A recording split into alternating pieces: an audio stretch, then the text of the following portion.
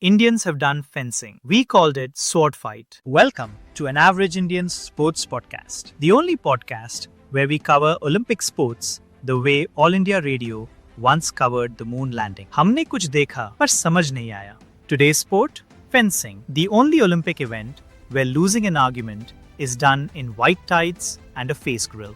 If you're a true connoisseur of Doordarshan and late-night reruns, you already know. Indians have done fencing. We called it sword fight. We had Kantharao in tight pants. We had Vittalacharya villains fighting in caves with capes and dialogues like, "So we begin." There was no point system, only plot twists. One stab and the princess was rescued. We didn't need scoring systems. We had background music that told us who was winning. So when we saw fencing in the Olympics, we were like, wait, why are they not shouting? Where's the cave fog? Where's the villain saying to the hero, "Time's up"? And so, we never took it seriously. Until one woman changed that. Fencing has always looked like something Indians should be good at. We love drama. Slow motion sword fights, unnecessary shouting followed by zoom-ins. But fencing? Real fencing? It's quiet, precise, calculated. Less Bahubali, more B-Tech ballet with weapons. There are three types of weapons. Foil, lightweight poke stick. Points only if you hit the torso. Epee, bigger blade. Hit anywhere. Ankles, eyebrows, hopes, dreams. Saber, fast and slashy. The 5 WhatsApps in a row of fencing. And yet, it never shows up in school sports day or colonies or government job exams. Why? Equipment is expensive, suits look like chemical plant inspectors, and there's no place to practice that doesn't invite a police complaint. But it's got flair, footwork, speed, tactics. Like chess, if pawns could yell, "On guard!" and slap each other. So how come India doesn't embrace it? Maybe we prefer our swords with background music. For decades, India ignored fencing like a pamphlet for underwater yoga. Confusing, exotic, immediately recycled.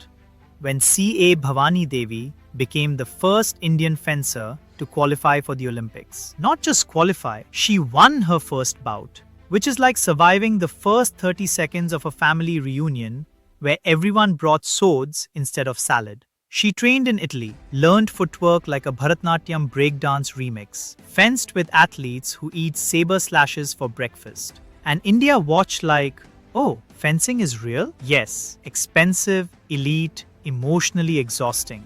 She didn't come from privilege. She came from perseverance. Fencing through lack of equipment, funds, recognition, and that auntie asking, "Beta, UPSC kab?"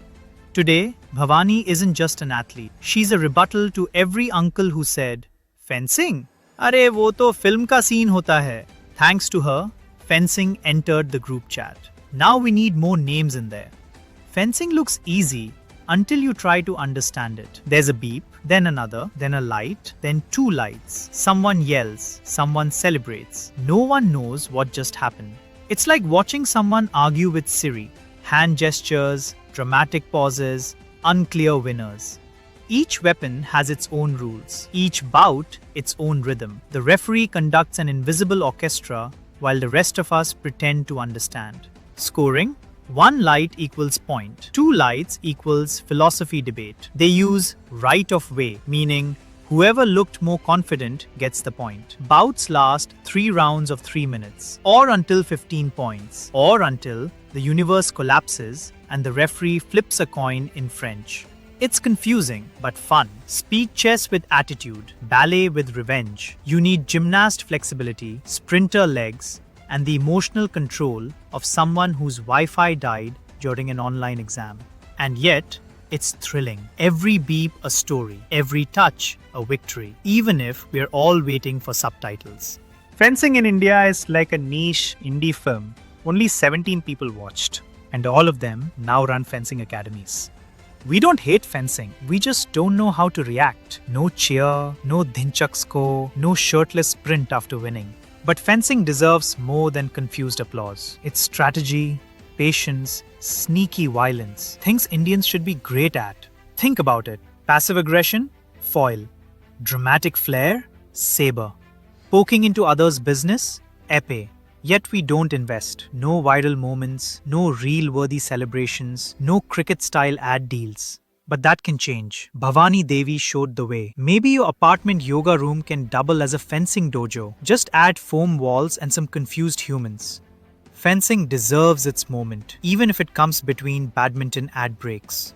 Because not every sport needs 1.3 billion fans. Sometimes it needs one tight pants hero, one face grill, and a nation finally paying attention. So if you've ever stabbed a relative with a plastic sword and yelled, Akraman! Congratulations, you've taken step 1 towards Olympic fencing. Now go support someone who made it past step 2.